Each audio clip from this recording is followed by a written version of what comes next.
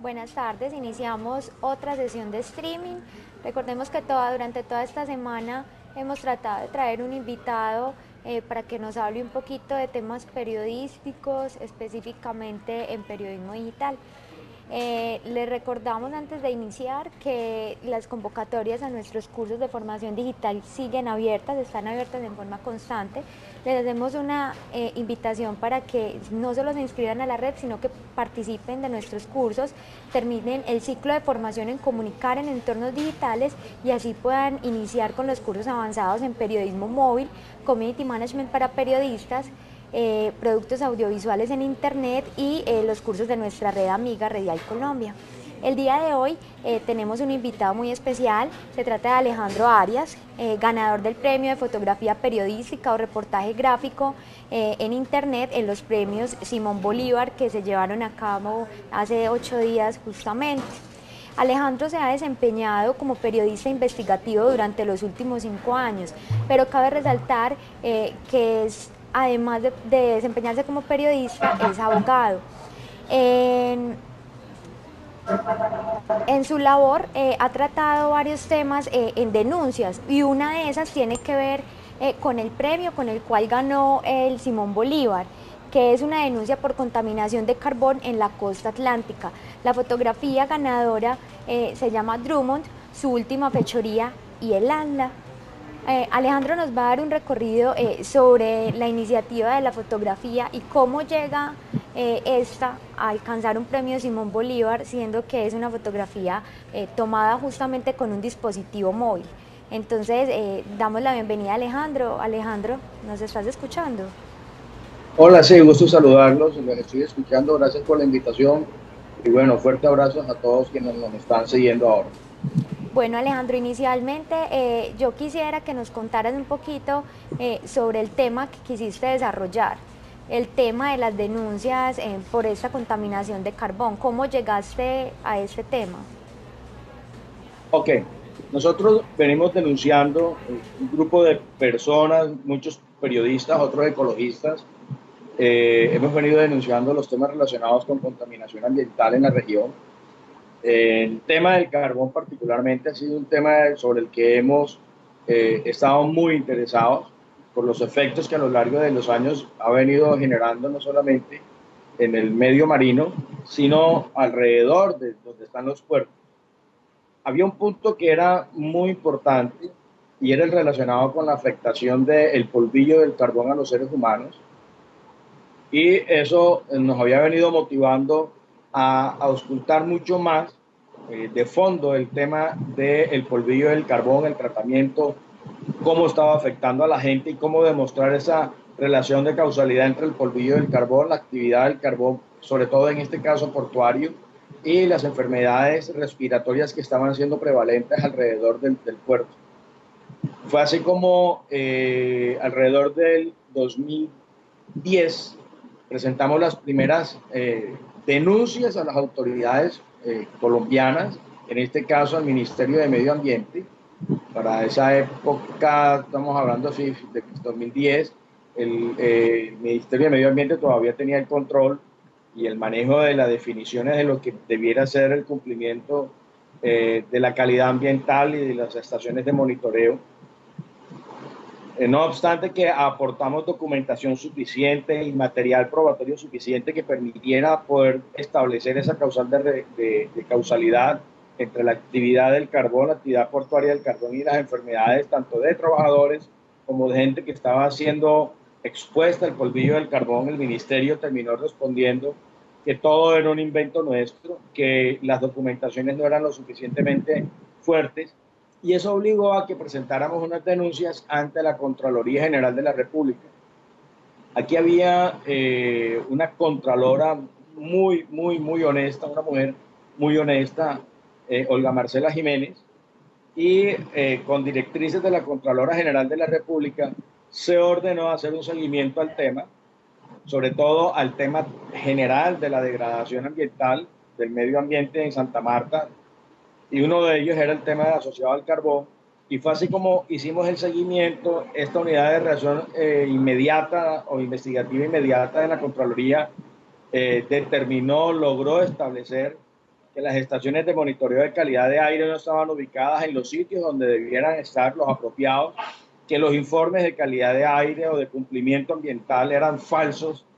Y a partir de ahí entonces, con la Asociación de Trabajadores Enfermos de la Drummond, estábamos ya exponiendo los efectos que jurídicamente esos informes falsos estaban generando judicialmente en contra de los trabajadores que estaban presentando el cáncer de pulmón o el cáncer del minero. Cuando estamos avanzando en esas tareas y estamos haciendo seguimiento a muchos de los trabajadores enfermos de Drummond en sus sitios de trabajo, bueno, fuimos informados oportunamente del incidente que estaba ocurriendo con una barcaza, que también tiene una historia de 4 o 5 días antes, y fue cuando entonces nos movimos rápidamente, madrugamos a tomar las fotografías y por razones de seguridad y de tiempo, porque el sistema de escoltas y de seguridad de Drummond estaban franqueando el paso, logramos volarnos, meternos en una lancha en el tema y con un dispositivo móvil logramos sacar una serie de fotos de las cuales finalmente las que terminaron siendo muy visibles y con una mediana calidad fueron esas 6 fotos que terminamos publicando en nuestro blog. Yo quisiera que ahondáramos un poquito sobre el tema de las fotografías. Estamos en la era digital y como periodistas buscamos estar siempre inmediatos en el lugar indicado para captar los hechos y poderlos transmitir.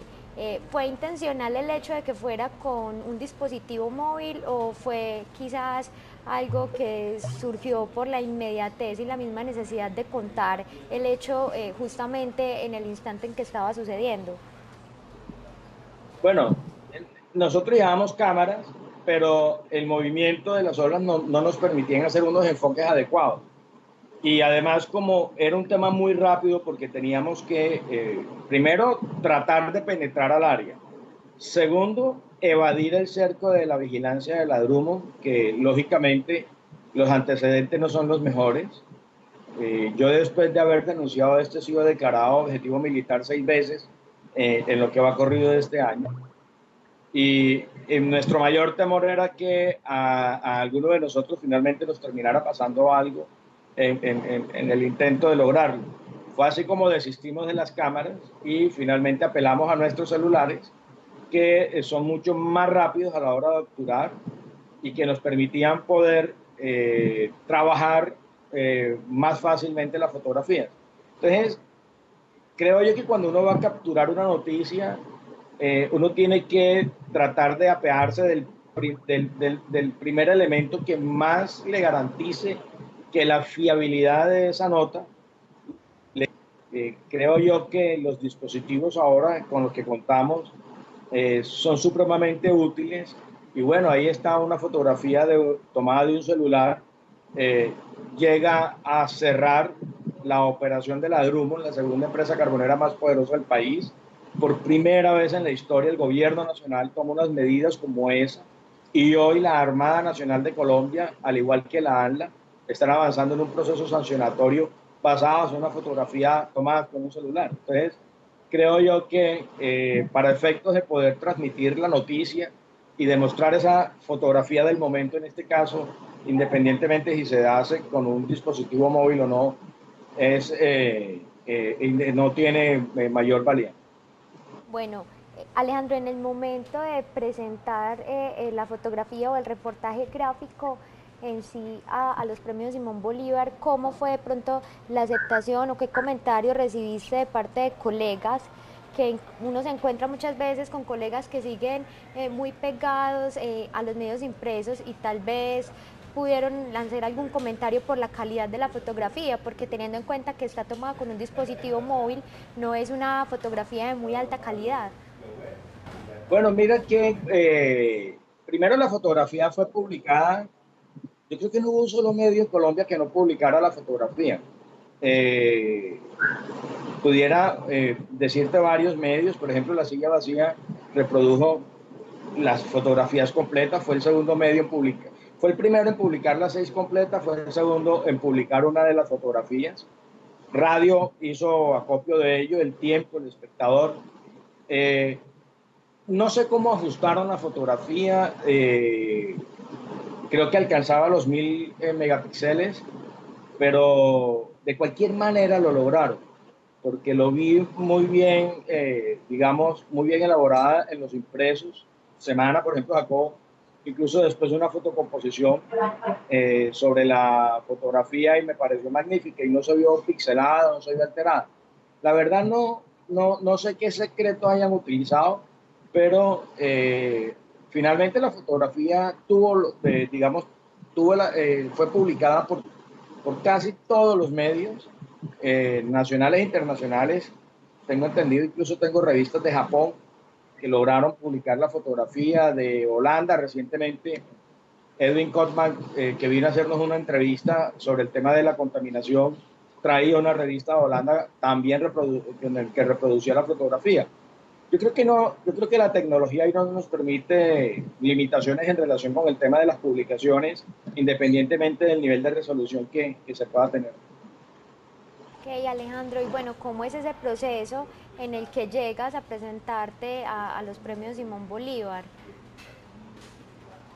El proceso de inscripción, bueno, mira, el tema va a lo siguiente. En los premios Simón Bolívar siempre habíamos estado interesados en participar, muchas de las investigaciones nuestras así lo habían permitido. Por ejemplo, te puedo decir que la segunda vez que yo participo en Simón Bolívar, el año pasado lo hicimos en conjunto con un muy buen amigo que se lo ganó, se llama Paul Bacarés, periodista de Noticias 1. La idea era haber aplicado juntos, los periodistas Paul Bacarés, Diana Salinas y yo, ellos dos de Noticias 1, yo independiente por fuera, porque basado en unas investigaciones que hicimos, que nosotros adelantamos en el Tayrona, se hizo esta publicación en Noticias 1 que se inscribió, finalmente solo se pudo inscribir Paul y no es ese Simón Bolívar, digo, nos ganamos porque formamos parte, digamos, siento ser parte de ese equipo y parte de esa investigación, lógicamente nació en nuestra pluma. Y en esta oportunidad, cuando logramos la fotografía, duramos con la fotografía, entre otras cosas, casi 27 días, porque lógicamente nos hicieron abandonar el área donde estaba la situación y nunca pudimos saber o tener certeza si la barcaza se había hundido o no. Entonces, era para nosotros catastrófico, por ejemplo, decir que se había hundido la barcaza y no se hubiese hundido. Esa rectificación le quitaría el peso a la noticia. O, al contrario, Censo, que nosotros dijéramos que no se había hundido y si se hubiese hundido. Y esos 20 y pico de días fueron los que nos demoramos logrando establecer realmente si esa barcaza se había hundido o no. La gente con la que habíamos hecho el trabajo de penetración estaban muy asustados en relación con el tema. Luego, después de la captura de las fotografías, ya se había filtrado que había unas fotografías en la Drummond y nos quedaba solamente la Armada Nacional, la DIMAR, pero en esa época, en ese momento hubo un cambio de DIMAR, de comandante de la DIMAR en Santa Marta.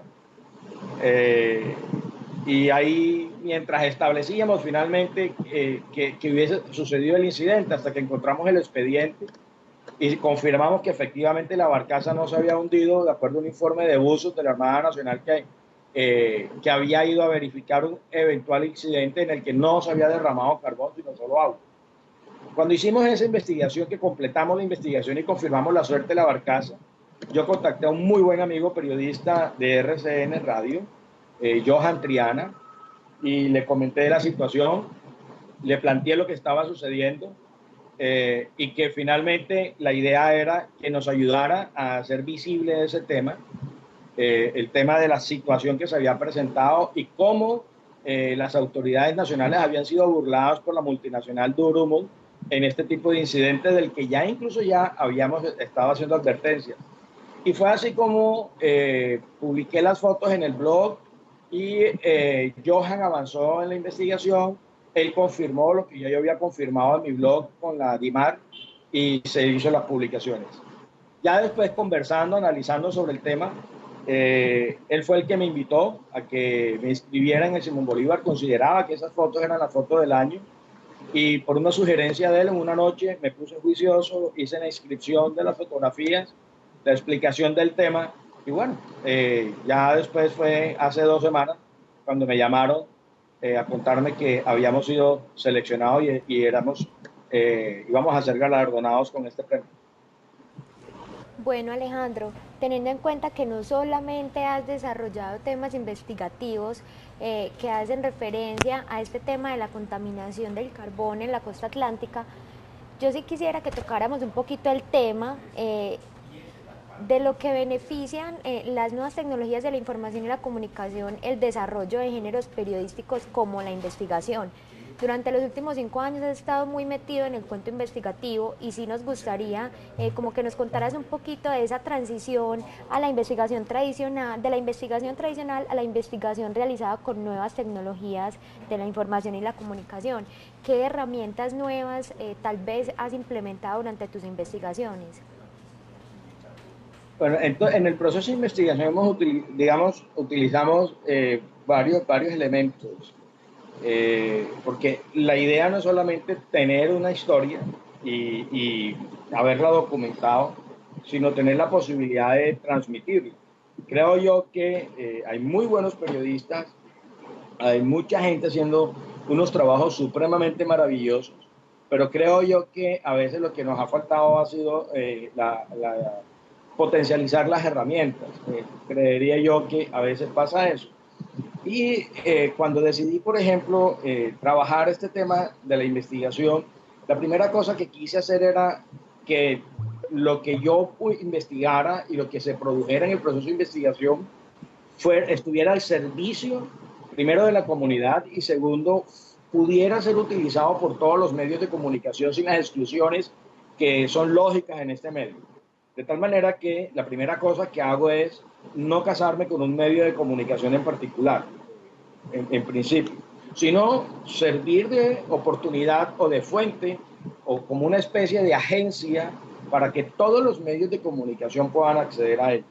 Entonces, mi primera herramienta, lógicamente, arranca con el tema de cómo hacer llegar esa información a los medios, y es construir una importante base de datos.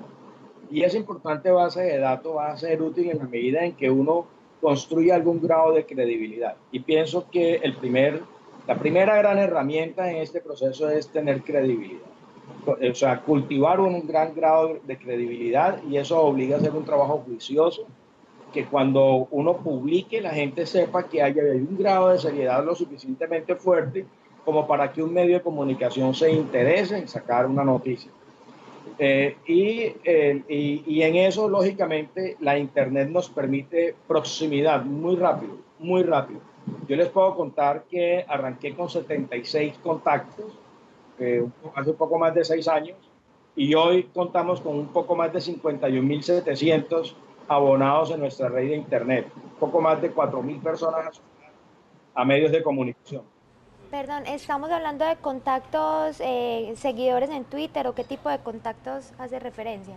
No, incluso eso es aparte de la herramienta. O sea, Ok. en la herramienta estamos utilizando, aquí son emails, o sea, direcciones, gente que nos escribe diciendo, me gustaría recibir sus emails, grupos de personas que nos dicen, eh, eh, este grupo de personas quiere recibir sus emails, empresas y algunos medios de comunicaciones que dicen que me solicitan, envíeme sus investigaciones para yo poder utilizarlo usted como fuente. Entonces, poco a poco hemos ido acrecentando ese número de emails, y cuando nosotros despachamos una noticia de cada semana, la estamos repartiendo un poco más de 51.000 personas en un solo viaje. O sea, en cosa de unos 40 minutos de trabajo muy juicioso, le están llegando 51.000 emails a 51.000 correos de diferentes lugares del mundo. De esos, calculamos que son un poco más de 4.000 personas o emails asociados a gente de medios de comunicación y agencias de comunicación.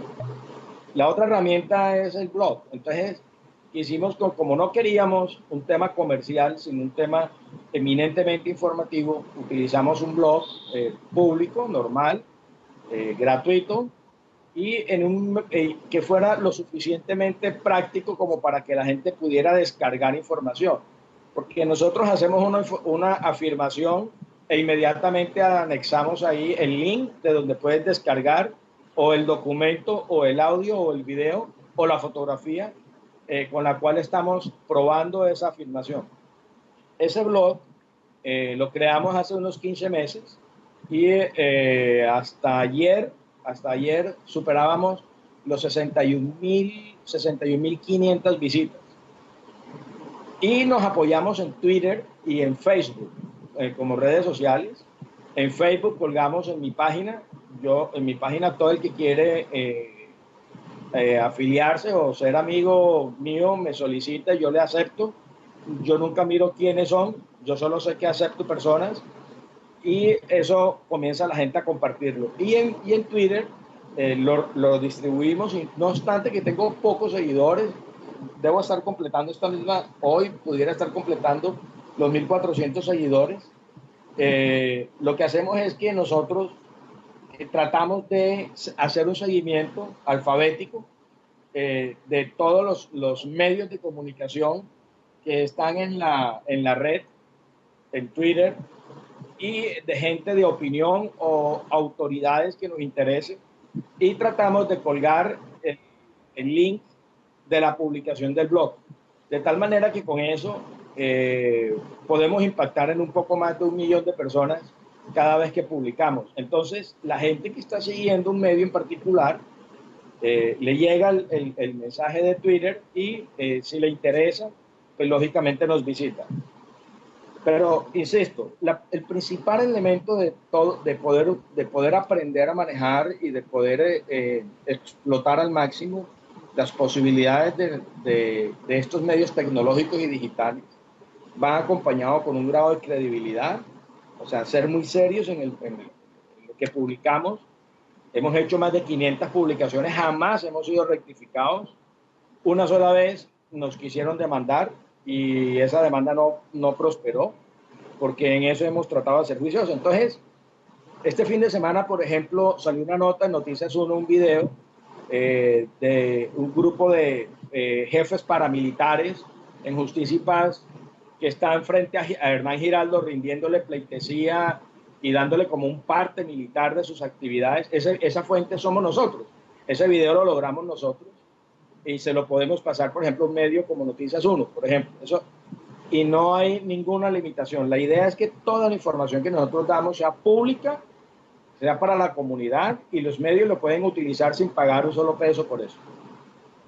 Alejandro, a través del chat de nuestra página web periodismodehoy.com nos pregunta Jorge Sánchez a propósito de la publicación en su blog. Él nos indica que si publicarla en el blog fue una decisión inicial o en un principio tal vez pensó en transmitir esa información en los medios tradicionales. No, siempre fue el propósito en principio publicar en el blog. O sea, es decir, yo creo que nosotros hacemos un trabajo y muchos de los trabajos que se publican en los medios nacionales, muchos a veces no los publican. Digamos, nosotros, por ejemplo, hemos denunciado de manera reiterada las circunstancias judiciales del actual alcalde de Santa Marta, por ejemplo. Es un tipo que está vinculado desde antes de ser elegido alcalde, cuando incluso antes de que le dieran el aval del Partido Liberal, estaba siendo investigado por casi los mismos delitos por los que hoy metieron preso al gobernador de La Guajira, por haber sido presuntamente determinador de 3 homicidios y de haber tenido concierto para delinquir con paramilitares. Esa noticia, por ejemplo, no es muy publicada. Y como sabemos que muchos medios nacionales, por cualquier razón que desconozco, no la masifican, pues nosotros la ponemos en nuestro blog, hacemos nuestra investigación y la publicamos. Y ahí pueden ver videos, ver documentos, en fin, todo ese expediente que se ha querido mantener oculto a lo largo de todos estos años. Diferente, por ejemplo, cuando hacemos publicaciones relacionadas con el gobernador del Magdalena, el tema del escándalo de la vía de la productividad, la mayoría de esas investigaciones las hicimos nosotros. No obstante, claro, los medios lo masificaron, lo dieron a conocer, y aun cuando lo publican, nunca exigimos en algunos casos que no nos den crédito, o sea, sencillamente que publiquen. Nos interesa hacer evidentes las situaciones de nuestra región.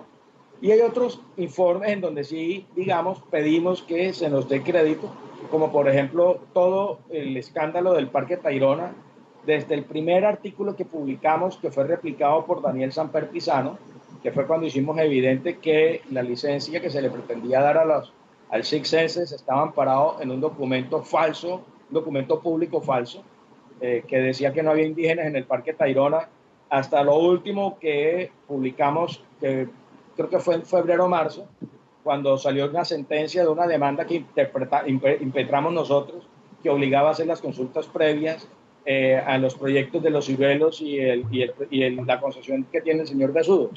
Entonces, en ese orden, siempre publicamos en nuestro blog, o sea, siempre es importante publicar primero en nuestro blog y enviárselo a los medios directamente a sus bandejas, o incluso ya uno identifica cuál es el perfil de los medios, entonces uno los llama y les dice a los periodistas amigos, tengo esta investigación, si te interesa, en fin. Es, digamos, una labor como, entre comillas, cuando uno dice vender la noticia, y se hace la presentación y muchas de ellas, casi todas las semanas nos publican una nota de las nuestras. Bueno, Alejandro, es importante tal vez hablarle un poquito a los periodistas que, como lo decíamos ahora, están todavía muy pegados de los medios y las alternativas tradicionales para hacer periodismo. En este momento nos estás dando un ejemplo de cómo a través de las nuevas tecnologías podemos empezar a emplear nuevas herramientas y podemos empezar a valernos de nuevos medios para llegar a más audiencias y transmitir con la misma calidad. ¿Qué recomendaciones les das a esos periodistas que aún se rehúsan, por ejemplo, en el caso del periodismo móvil, que fue el que utilizaste para ganar el Simón Bolívar, para que hagan uso de este tipo de herramientas y conozcan un poquito más de estos nuevos medios? Yo creo que cada una de estas herramientas, digamos, tiene muchas posibilidades de exploración. Yo, por ejemplo, no manejaba Twitter. Por ejemplo, un muy buen amigo mío, no de la importancia de Twitter, me regaló un libro, me lo leí y comencé a explorarlo hasta que encontré que había unas grandes potencialidades en ello de poner en contacto a muchísima gente que, si bien no me conoce, a través de las direcciones de quienes están utilizando esas direcciones, uno puede impactar. Por ejemplo, la periodista Vicky Dávila, digamos, es la persona que más seguidores tiene en Twitter. Entonces, cuando uno le escribe a Vicky Dávila, no solamente le escribe a Vicky con el propósito de que Vicky se entere de que hay una noticia o hay un link en donde puede haber una noticia o hay una fotografía, sino que es posible que Vicky lo revise, no lo utilice, pero yo sé también que quienes siguen a Vicky van a poder tener en ese instante la posibilidad de ver ese link que yo envié. O puedo contar con la fortuna de que Vicky lo retuitee, por ejemplo, como me ha sucedido regularmente, que personas que tienen muchísimos seguidores pueden retuitearlos. Entonces, lo primero es tener ese grado de seriedad, que la gente valore tu trabajo, o que sepa finalmente que tu trabajo tiene algo de seriedad, que independientemente de lo que se quiera decir, lo importante es que el contenido, el producto sea interesante, sea bueno, que sea atractivo. La internet es difícil. Si a ti te llega un email, por ejemplo, yo difícilmente abro algo que sea reenviado o forward, yo no, muy difícilmente lo abro. Y si me llega un email de alguien desconocido, tiene que ser muy atractivo el título para que yo me atreva a abrirlo. Entonces, hay que combinar esa serie de cosas como una especie de mercadeo para poder vender esa noticia y lo impactar en la gente. En Santa Marta, como te digo, empecé con 76 personas y de Santa Marta yo creería que le estoy escribiendo un poco más de 15.000, 20.000 personas. Cuando uno revisa los e-cards de las emisoras, yo creo tener potencialmente más gente recibiendo emails míos que el mejor programa de radio de la ciudad en el e-card. Por ejemplo, eso son unas mediciones que uno puede ir sacando. Pero el grado de seriedad es importante. O sea, el éxito de un buen periodista, independientemente de la herramienta que utilice para mostrar su producto es ser bueno, que su contenido sea interesante, que su contenido impacte, que su contenido de cualquier manera atraiga. Y ahí es donde uno tiene que saber mezclar esos ingredientes para que la gente tarde o temprano termine consumiendo tu producto. Y lo otro, disciplina, mucha disciplina, no rendirse. No, a mí muchísima gente me dijo que estaba perdiendo el tiempo hace de 3, 4 años. Muchísima. Me decían que yo estaba perdiendo el tiempo, que esta vaina por internet no funcionaba. Y bueno, aquí estamos. ¿Y ahora qué le dice a esas personas que tal vez en un principio no creyeron mucho en las nuevas dinámicas que traía Internet para los periodistas y que ahora usted puede dar cuenta de que realmente sí es una buena alternativa para hacer periodismo? Mm, Más que mostrar el premio, la verdad, sigo apelando a una frase que aprendí de mi abuelo, que él aprendió a su vez en el ejército, que era Dios concede la victoria, la disciplina y la constancia. Yo creo que nosotros tenemos que ser constantes. Estamos viviendo una época de transformaciones, o sea, los medios, el día de los premios, por ejemplo, se dieron unos discursos supremamente interesantes y creo yo que el mayor mensaje fue el reto que tenemos los periodistas en poder hacer evidente este trabajo, porque se cuestiona sobre el futuro del papel, se habla de la diversificación y la diseminación del tema de la televisión. Antes estábamos sometidos, cuando yo estaba niño, estábamos sometidos a 3 canales. Hoy vemos más de 500 y no sabemos en cuál agarrar. Y la radio cada vez se especializa en unos temas muy puntuales. Cada vez la radio marca unas dinámicas muy específicas que reducen finalmente el tema del contenido. Yo creo que nosotros tenemos que especializarnos. Y lo que le digo a los periodistas nuevos, más que a los veteranos, es que innoven, que no tener miedo a insistir y persistir en algo, que mi mejor encuesta es que si uno lo hace bien, independientemente de donde lo pongan, uno va a cosechar frutos muy pronto. Y eso fue lo que yo hice y creo que ese es el consejo que doy. Independiente del Simón Bolívar, seguiré, digamos, haciendo el trabajo, persistiendo en el trabajo y tratando de mostrarle a las nuevas generaciones que estas herramientas que tenemos ahora multiplican el poder impactar con una noticia desde la provincia, además, porque es el primer premio, o el segundo realmente, por el primer premio de un periodista que hace trabajo en una plataforma local de Santa Marta. En fotografía es el tercero que se entrega en la costa atlántica. En medio digital es el cuarto premio que se entrega en la historia de los 38 años del premio Simón Bolívar. Entonces, creer en los medios digitales es bueno. Se mueve muchísima gente y como les digo, es un hit sin mayor publicidad, sin mayores pretensiones. Tener un blog gratuito que mueve 61,000 personas en 15 meses, creo yo que son cifras importantes para mostrar y que creo yo que hay muchos periodistas buenos que pueden ser capaces de triplicar, cuadruplicar y hacer mucho mejor este trabajo que hemos venido cumpliendo. Bueno, Alejandro, sería bueno también hablar un poquito de su formación en el periodismo. Inicialmente, usted me comentaba que había estudiado o se desempeñaba anteriormente como abogado. ¿Cómo llega un abogado a ejercer periodismo? Mira, yo desde los 11 años escribo en el periódico local El Informador. Fue un periódico que ayudó a fundar además un tío mío, Marceliano Polo Restrepo, después pasar a ser fundador del Círculo de Periodistas de Barranquilla. Formó parte del Círculo de Periodistas de Bogotá, fue jefe de prensa del Senado de la República, en fin. Digamos que con él aprendí la importancia de comunicar. No sé, es un tema que creo que nace uno con eso, y es un gen que está metido ahí, de cualquier manera algún día revienta. A los 11 años comencé a escribir en el periódico El Informador gracias a un periodista que le llamó la atención que un muchachito se atreviera a escribir temas más bien políticos, de ese asunto. Ya yo leía El Espectador, ya leía El Tiempo, desde los 8 años prácticamente casi aprendí a leer fue con el periódico. Y le encantaba la forma de redactar, me comenzó a publicar. José Orellano es este periodista de Barranquilla, que me dio la oportunidad. Y nunca abandoné la disciplina de escribir semanalmente. Me fui a estudiar a Bogotá y en esa época, cuando uno hacía cuarto año de Derecho, le entregaban a uno en esa época la tarjeta profesional de periodista.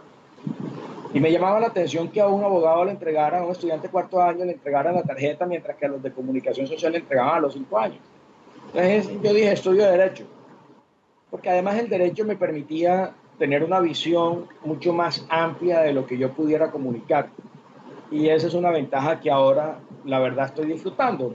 Hay veces que los periodistas de formación me critican el tema de los adjetivos cuando publico, pero digamos que por mi propia formación de abogado sé cuándo poner el adjetivo y cuándo no. O sea, en eso puedo jugar con esa línea.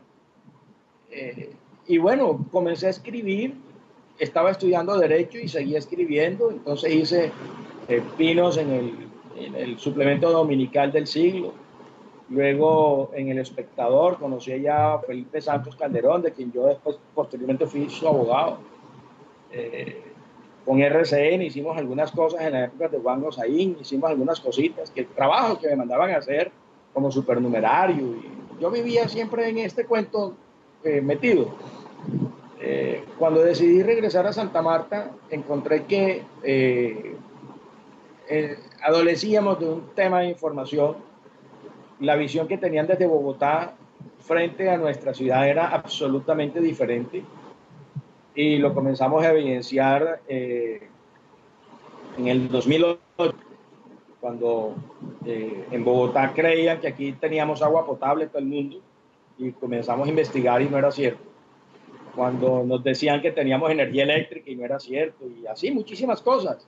Comenzamos a meternos y no obstante que yo mantengo mi oficina de abogado vigente, yo soy especialista en Derecho Constitucional, en Derecho Administrativo.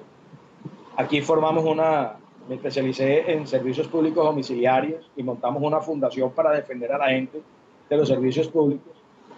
Pero con el trasegar fui recibiendo cada vez más información y para mí se me facilitaba acceder a una información que consideraba yo era muy importante. Y lógicamente llegó un momento en que era tal la información que terminó superando mi vocación por el periodismo que el mismo derecho. Y hoy puedo decirte que de las 24 horas del día, pudiera decir que 22 horas las dedico al periodismo y las otras 2 al derecho. No sé en cuál de las dos duermo, pero así está más o menos el tema. Bueno, Alejandro, pero nos indicas que inicialmente fue más el gusto por escribir, pero tal vez, por ejemplo, en temas como la fotografía, ¿recibiste alguna formación o fue algo empírico? En la foto, yo he hecho cursos, no he estudiado, no me he dedicado a la academia, no he invertido 2, 3 años estudiando. Digamos que he hecho cursos de formación, digamos, en fotografía. He aprendido y me han enseñado muy buenos fotógrafos al tema de cómo manejar las luces, cómo manejar los ángulos. Pero yo creo que en el tema de la foto de la Drummond apeló más que la formación, el instinto por lograr la noticia. En esta secuencia de fotografías, aquí la única opción que había era tomar la foto o tomar la foto porque lo que no teníamos era tiempo para eh, eh, disponer, digamos, que de un buen ángulo o que la luz me permitiera un mejor movimiento. No, aquí o se tomaba la foto o se tomaba la foto y no sé si la formación que había recibido logré hacerlo. Las fotos demuestran un tema de movimiento que me encanta, sobre todo en la última parada cuando cae al mar, pareciera que uno estuviera viendo no una foto sino un video. Y no sé si esa formación, mucha o poca, no sé, comparado con otras formaciones, hayan servido de a mucho, pero la verdad en ese instante La única cosa que tenía en mi mente era tomar la foto y huir, porque fue lo que al final hicimos. Importante, ¿crees que es importante que los periodistas empiecen a buscar procesos de formación en entornos y en temas digitales? Bueno, yo creería que es un consejo que yo le he dado a muchos de mis amigos periodistas que están empezando eh, y que están en academia. Yo les doy realmente dos consejos muy importantes. Un primer tema es que el tipo mejor informado que debe haber en una sociedad tiene que ser un periodista. Que los periodistas al final somos una especie de conciencia social. Entonces, la primera cosa que tiene que hacer un periodista es leer mucho, documentarse mucho. Nada de lo que le pueda hacer, digamos, nada de, ningún conocimiento le sobra, ninguna información le sobra. Jamás desprecie nada que le pueda brindar información y almacenar en su backup, porque en un momento determinado lo va a necesitar. Y el tema de formarse en los medios digitales, bueno, sin lugar a dudas, tiene que hacerlo. Porque hoy, por ejemplo, yo soy bloguero de medios, por ejemplo, como el Heraldo, y si no sé manejar un sistema, si no sé acceder, no puedo colgar mi información, porque nadie lo va a hacer por mí. Y, por ejemplo, hay medios nacionales que me han pedido algunos trabajos muy específicos. Si no cuento con la herramienta digital, nadie lo va a hacer por mí, salvo que yo pague para que alguien lo haga por mí. Y estoy convencido que si alguien lo hace por mí, la calidad no va a ser la mejor. Eh, eh, Dicen que el ojo del amo engorda al buey. Yo creo que el mejor trabajo es el que uno hace. Y en el caso del periodismo, no me cabe la menor duda. El sentido de la redacción, el sentido de la coma, la ubicación de la foto, el tema de poder escoger la adecuada, eso, ese es el encanto que tiene cada uno para atraer a su gente. De tal manera que es importante que un periodista esté muy bien informado y lógicamente tenga formación en medios digitales. No puede abstraerse de eso porque al final ese es su futuro. Ok, Alejandro, ya como para que concluyamos con el streaming, tenemos una pregunta de uno de nuestros usuarios de periodismo de hoy, de Jorge Sánchez. Él nos pregunta específicamente sobre el tema de la foto, si después de publicar las fotos, ya sea en su blog o en algunos de los medios en los cuales ha tenido la oportunidad de publicar la fotografía, ha sentido algún tipo de presión o de riesgo. Después de publicar la foto, si he sentido riesgo. ¿Sí? Ok, Sí, alguna sí, presión. claro, Ok. claro, claro. O sea, cuando hicimos evidente este tema, claro, las amenazas. A mí me han declarado objetivo militar 6 veces. Yo debo circular en Santa Marta con carro blindado, con chaleco antibalas. Yo doy gracias a la Unidad Nacional de Protección, al Ministerio del Interior, a la doctora María Paulina Riveros, porque, digamos, ya yo venía, había unas amenazas relacionadas con el tema de las publicaciones que había hecho, pero luego de la publicación de Drummond fue necesario aumentar ese esquema de seguridad y hacer el cambio a carro blindado. Eh, yo tengo muy limitados mis movimientos en la ciudad después de lo del tema de Drummond y como les digo, he sido declarado 6 veces objetivo militar. Han sido las amenazas muy serias. Otra de las personas que me acompañó en el proceso de divulgación, que se llama Aníbal Pérez, que es el presidente de la Asociación de Trabajadores Enfermos, también fue objeto de amenazas. Recientemente incluso intentaron dispararle, con fortuna no pudieron hacerle nada, y él también está bajo esquemas de seguridad. El tema del periodismo investigativo en Colombia es un tema muy delicado, es un riesgo que hay que asumir. Y bueno, y mire, independientemente si lo hace finalmente en medios locales restringidos o si finalmente logra un cubrimiento muy amplio, Destapar la verdad siempre genera un poco de dificultad. Si ustedes entran a mi blog ahora, van a encontrar, por ejemplo, que estoy abriendo el espacio a un grupo de reinsertados que quieren contar su versión de los hechos que sucedieron en las épocas álgidas de la violencia en Santa Marta y del Magdalena. Y muchos de ellos están confesando muchos de sus crímenes y señalando a importantes políticos de la región y del país en esos crímenes. Y ya sobre eso me están llegando, digamos, amenazas. Y está ubicado en mi blog. Ni siquiera todavía un medio nacional lo ha masificado, pero en mi última visita creo que había ya unas casi 3.000 visitas para ver esos videos. Entonces, hay que ser consciente, si usted va a denunciar, si va a desarrollar periodismo investigativo, de denuncia, bueno, eso es parte del riesgo, pero estas herramientas de digital son supremamente importantes para llevar la verdad, confrontar mucho más realmente, mucho más de cerca la verdad con el público. Bueno, Alejandro, le agradecemos por compartir su experiencia con nosotros, no solo por el tema del premio Simón Bolívar, sino también por la experiencia desarrollando periodismo investigativo. Esperamos tenerlo en una próxima oportunidad. Gracias por Claro, compartir cómo con no, las nosotros. veces que necesiten, con el mayor de los gustos. En mi blog está mi dirección, mi email, mis teléfonos. Quien necesite información o que le dé algún tipo de apoyo y considere que yo le puedo ser útil, no duden en llamarnos.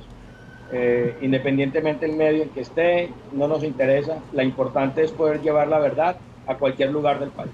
Alejandro, ¿cómo te podemos encontrar en Twitter? En Twitter aparezco Alejandro-Arias, pero la S de Arias de mi apellido lo convierten en un 2. Ah, ok. Alejandro-Arias 2. Perfecto. Listo, Alejandro. Nuevamente muchas gracias. A Eh, ustedes, fuerte abrazo.